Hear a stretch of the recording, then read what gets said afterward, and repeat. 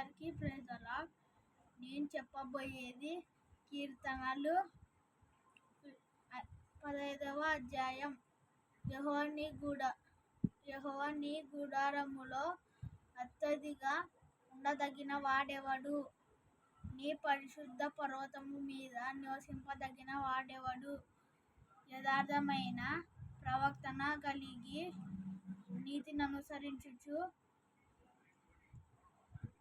హృదయపూర్వకముగా నిజం పలుకువాడే. అట్టివాడు నాలుకతో కొండెములాడడు, తన చెలికానికి కీడు చేయడు, తన పొరుగువాని మీద నింద మోపడు. అతని దృష్టికి నీచుడు, అసహ్యుడు. అతడు యెహోవా యందు భయభక్తులు గల వారిని సన్మానించును.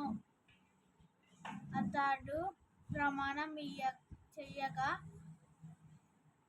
నష్టము కలిగినను మాట తప్పడు. తన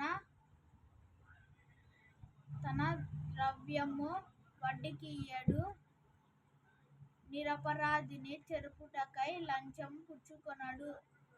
ఈ ప్రకారము చేయువాడు